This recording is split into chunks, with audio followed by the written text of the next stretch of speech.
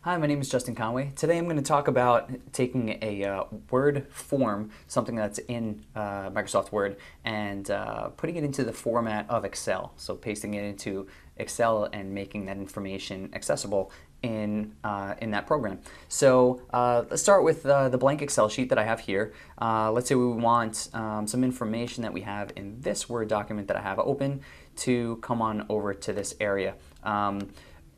This question is sort of a common question, and it has different meanings. So depending on what kind of form you want, you may want to transfer that information in different ways.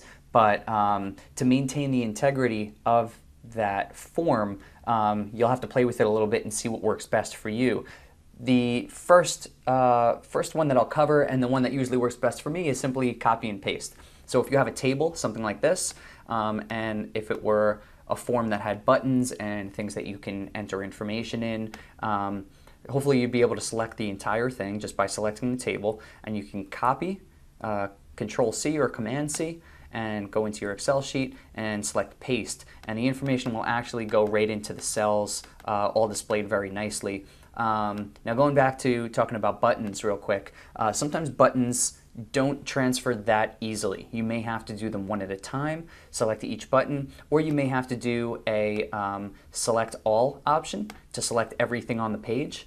And that way it'll hopefully grab the buttons as well. You'll be able to copy them, paste them over.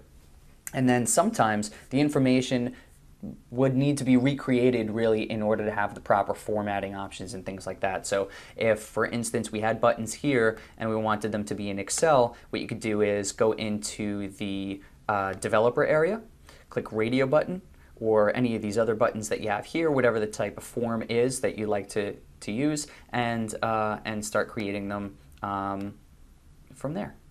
You can add the different options. So the short answer is to copy and paste. If that doesn't work, you'll have to play with it a little bit. But then another option is, if you want to just simply link that form, very quick and easy, you can just always go to Insert and Object, from File, select the document that you'd like to have, and click Link to File, and now all of that information will be in your document and linkable back to the first document.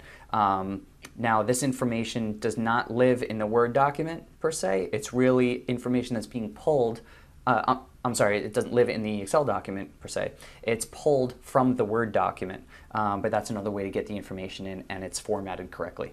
So that's how to link the information and have the information accessible. And my name is Justin Conway. I hope that helped. Thanks.